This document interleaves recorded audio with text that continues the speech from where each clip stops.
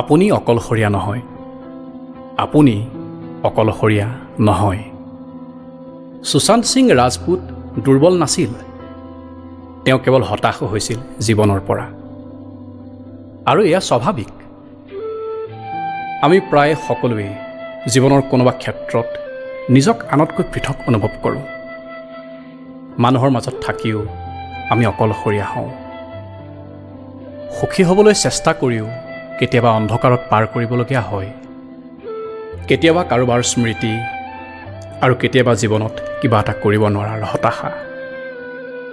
কেতিয়াবা একে ঠাইতে বহু সময় বহি নিশা পাৰ হৈ যায়। ভিৰৰ মাজৰ পৰা নিজক অকলশৰে ৰাখি ভাল লগা, কাৰো লগতে কথা পাতি ভাল নলগা আৰু জীৱনৰ প্ৰতি থকা ভাল লগাবোৰ লাহে লাহে আঁতৰি যোৱা। এনেবোৰ কথা তেনেই সাধাৰণ যদিও আপোনাক অলপ সহায়ৰ প্ৰয়োজন। কথাবোৰ নিজৰ মাজত বান্ধি ৰখাটো সমাধান নহয়। শাৰীৰিক অসুস্থতা আমি সহজভাৱে ল'ব পাৰোঁ আৰু আনৰ লগত ভগাই লওঁ, অথচ মানসিক অশান্তিবোৰ নিজৰ মাজতে ৰাখি ভাল পাওঁ।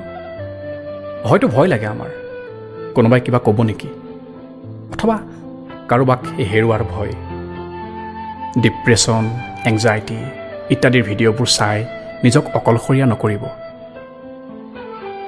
কেতিয়াবা সমাধান নিজৰ মাজতেই লুকাই থাকে।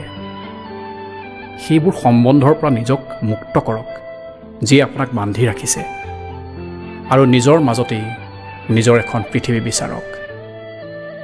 হয়তো গীটাৰখন, হয়তো চাহ একাপ, অথবা এটা দীঘলীয়া বাৰ্তালাপ। হয়, কথাবোৰ ভগাই ল'বলৈ শিকক।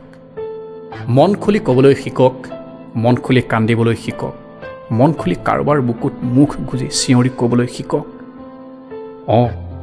মোৰ ভাগৰ লাগিছে আৰু বহুত অকলশৰীয়া অনুভৱ কৰিছোঁ। আপুনি দুৰ্বল নহয়।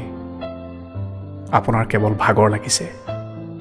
জীৱনৰ পৰা এটা ব্ৰেক লওক, এটা লং ড্ৰাইভ, এটা সূৰ্যাস্ত, একাপ গৰম চাহ আৰু প্ৰিয় গানকেইটা। আৰু পাৰিলে সদায় মনত ৰাখক, আপুনি অকলশৰীয়া নহয়। সময়ক অলপ সময়ৰ প্ৰয়োজন। আপুনি অকলশৰীয়া নহয়।